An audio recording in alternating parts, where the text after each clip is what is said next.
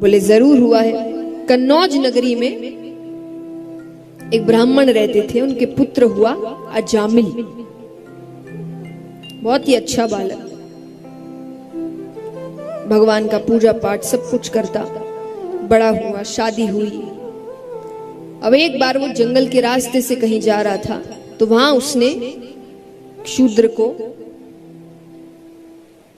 संभोग करते हुए देख लिया। उसका मन भटक गया। पाप हमेशा नजरों से आता है। कहते हैं कि नजर बिगड़ी, मन बिगड़ा, मन बिगड़ा, स्वभाव बिगड़ा, स्वभाव बिगड़ा, चरित्र बिगड़ा, और चरित्र अगर बिगड़ गया तो जिंदगी बिगड़ गई। लेकिन शुरुआत कहां से होती है? ये सही होना चाहिए। कहते ना कि खराबी कहीं और नहीं है, गंदगी कहीं और नहीं है, नजरों में है। नजरिए की बात है, नजर बिगड़ती है। वो एक दृश्य से उसकी नजर बिगड़ गई। सोचिए, जीवन भर उसने कितना कुछ किया, पूजा पाठ किया, लेकिन वो एक चीज से उसकी नजर बिगड़ गई। उसके बाद तो धीरे धीरे सारे अवगुण आते गए। कितने स्त्रियों को अपने साथ लेकर आ गया, चोरी डकैती सब कुछ होता गया। पत्नी का त्याग करके अब उनके साथ संतानें हो रही है, 1 2 3 4 संतान पे संतान किए जा रहा है।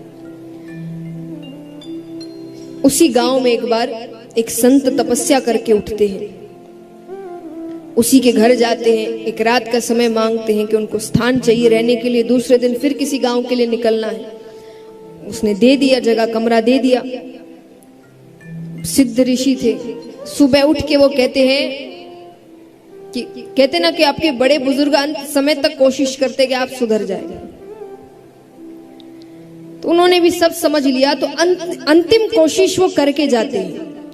उन्होंने अजामिल से कहा कि तुम्हें अभी संतान होने वाली है? बोले हाँ। बोले मेरा एक काम करोगे? बोले कैसा काम? बोले जो संतान होगी उसका नाम तो कुछ रखोगे? बोले हाँ रखूंगा। तो बोले उसका नाम नारायण रखना। क्या रखना?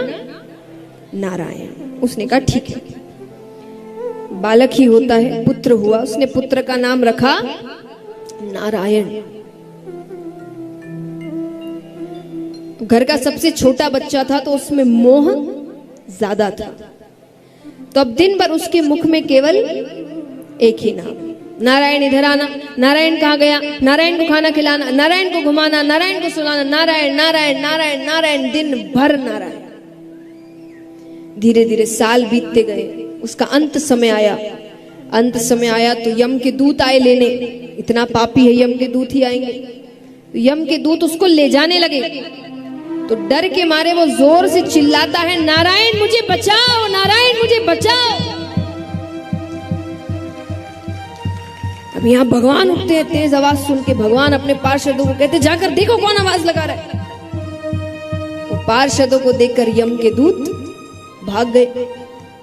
अब यहाँ पर यमराज आए भगवान के पास। यमराज कहते आपके किसी भक्त का अंत समय होता है, मैं नहीं जाता, लेकिन ऐसे पापी के लिए आपके पार्षद आए। भगवान कहते पापी हो कि पुण्य करने वाला हो, तुम्हें पता है जो अंत समय में मेरा नाम ले ले वो नरक नहीं जाता। अरे यमराज कहे आपका नाम नहीं ले रहा था, वो अपने पुत्र का नाम ले रहा था। उसके पुत्र का नाम है नारायण। भगवान कहते पुत्र समझकर, पिता समझकर, मित्र समझकर, शत्रु समझकर, नाम तो मेरा ही ले रहा था। इसीलिए हमारे बड़े बुजुर्ग हमारे नाम भगवान के नामों पर रखते थे कि पूजा पाठ कोई दिन भर नहीं करता, लेकिन भगवान का नाम व्यक्ति दिन भर लेता रहता है। बच्चों का नाम व्यक्ति दिन भर लेता रहता है।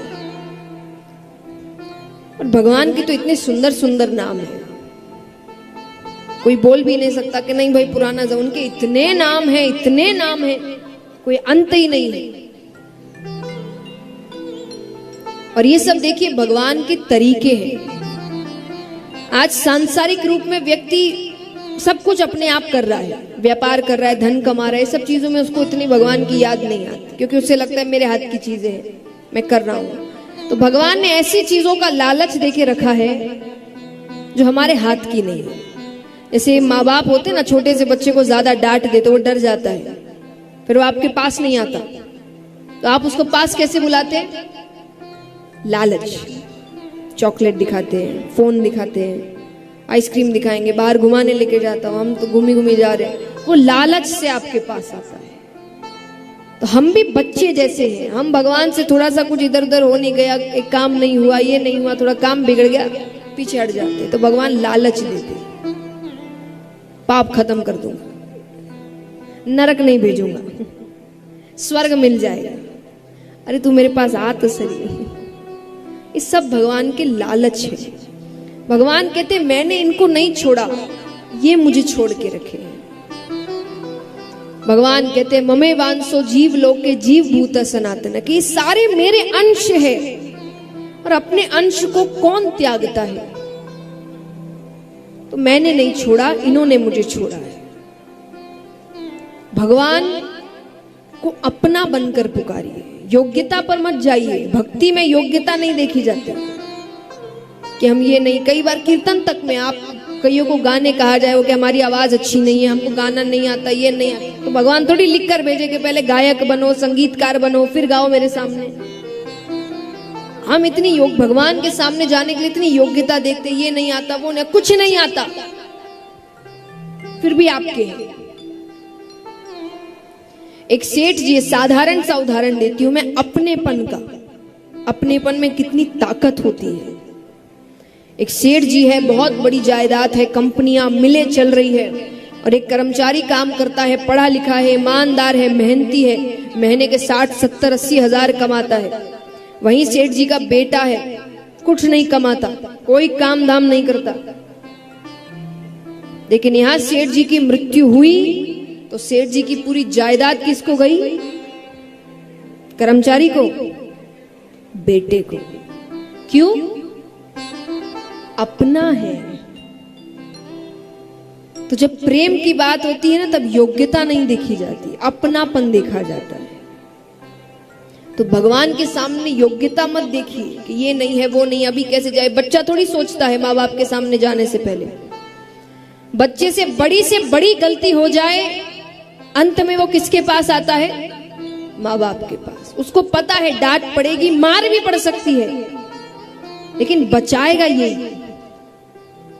बाकी सब बाहर फायदा उठाने बैठे हैं, बचाने एक ही बैठे हैं। वो भले ही डांट लेते, 10 बात सुना लेते हैं आपको, लेकिन बचाते वो ही है। तो वो जो विश्वास होता है, वो विश्वास इस पर होना चाहिए कि अच्छे हैं, बुरे हैं, पुण्य करते, पापी हैं, जैसे भी है तो आपके ही, और संभालना भी आपको ही पड़ेगा। व्यक्ति होते हैं जो घर चलाते हैं कि नहीं, वो धन कमाते हैं, घर पूरा उनसे चलता है। अगर वो व्यक्ति कह दे कि मैं कमाऊं तो मैं ही खाऊं, घर चल सकता है? नहीं। तो ये पूरा संसार भी तो भगवान का एक परिवार है, उसमें से कई है जो समर्थ है, भगवान ने उनको इस संसार को चलाने के लिए बनाया है। अगर पर आज हम क्या कह रहे हैं, मैं कमाऊं तो मैं ही खाऊं, ऐसे भगवान का परिवार तो नहीं चल सकता। और इससे बड़ी कृपा क्या हो सकती है कि भगवान ने हमें इस लायक बनाया है कि हम किसी की मदद कर सकते हैं।